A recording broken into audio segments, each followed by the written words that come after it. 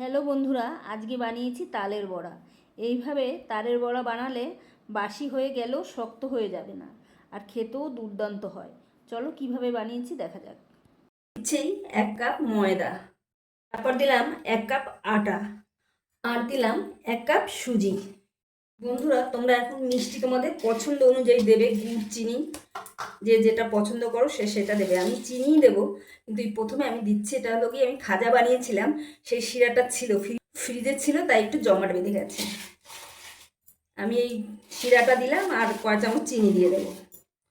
তোমরা তোমাদের পছন্দ অনুযায়ী চিনিটা দেবে, যে যেমন মিষ্টি খাও, চিনি কিংবা গুড় যার যেটা পছন্দ। আর দিচ্ছি মৌরি, অল্প করে একটু লবণ দিয়ে দিচ্ছি, তোমাদের পছন্দ না হলে তোমরা লবণটা বাদ দিতে পারো। আর দিচ্ছি 3 চামচের মতন গুঁড়ো দুধ। তোমরা গুঁড়ো দুধের পরিবর্তে এখানে নারকেল দিতে পারো। আমি নারকেলটা ব্যবহার করব না, সেজন্য আমি গুঁড়ো দুধটা দিচ্ছি।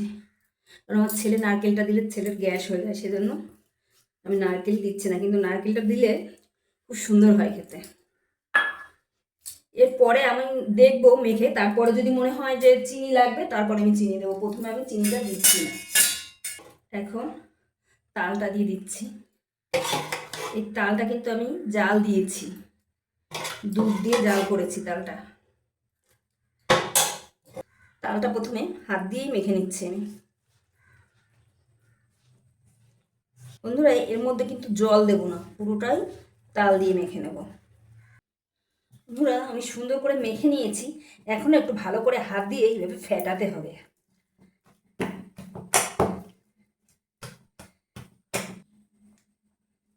এইভাবে ফেটালে তালের বড়াগুলো সুন্দর নরমও হবে আর ফুলবেও সুন্দর। আমি কিছু সময় ধরে ভালো করে ফেটিয়ে নিয়েছি। এখন ঢাকা দিয়ে 10-15 মিনিট রেখে দেবো, কারণ এর মধ্যে সুজি দেওয়া রয়েছে, সুজিটা একটু ফুলবে, সেই সময়টা দিতে হবে। 15-20 মিনিট পরে আমি ঢাকাটা খুলে নিচ্ছি। দেখো, এখন কিন্তু অনেকটা শক্ত হয়ে গেছে, সুজিটা ফুলে অনেকটা শক্ত হয়ে গেছে। এখন আমি এর ভিতরে দিচ্ছি বেকিং সোডা, মানে 1 চামচে 4 ভাগের 1 ভাগ। অল্প একটু জলও দিয়ে দেবো। এখন বেকিং সোডাটা ভালো করে মিশিয়ে নেব, মানে একটু ফেটিয়ে নিতে হবে। আবার একবার ভালো করে একবার ফেটিয়ে নিচ্ছি। অনেকটা শক্ত হয়ে গেছে এখন, আর একটু জল লাগবে, কেননা অনেকটা শক্ত হয়ে গেছে। আবার একটু ফেটিয়ে নিলাম। এখানে সাদা তেল গরম বসিয়েছি, তেলটাকে খুব ভালো করে গরম করে নিতে হবে। প্রথমে তেলটাকে ভালো করে গরম করে নিতে হবে, তারপরে বড়াগুলো ছাড়ার সময় একটু কমিয়ে দিতে হবে। তারপরে এভাবে একটা একটা করে ছেড়ে দিচ্ছি। ছোট ছোট করেই দিতে হবে, কিন্তু অনেকটা বড় হয়ে যাবে ফুলে। বেকিং পাউডার দিয়েছি। দেখো বন্ধুরা, নিজে নিজেই ডিগবেজি খেয়ে ঘুরে যাচ্ছে।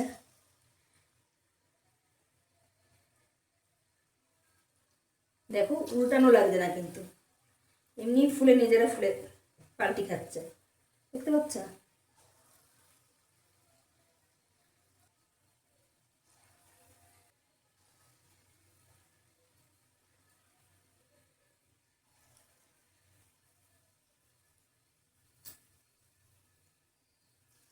কড়াইটা ছোট, খুব বেশি আমার ধরছে না, আর আমি দিচ্ছি না।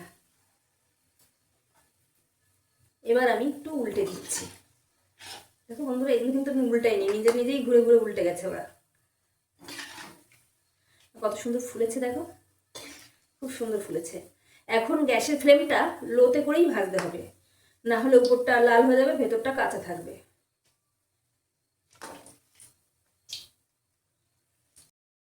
আমি একটু সময় নিয়ে সুন্দর করে লাল লাল করে ভেজে নিয়েছি। এখন আমি তুলে নিচ্ছি।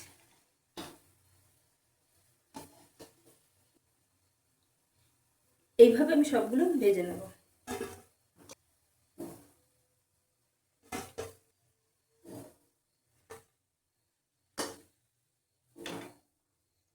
পেঁয়াজও একইভাবে ছেড়ে দিচ্ছি।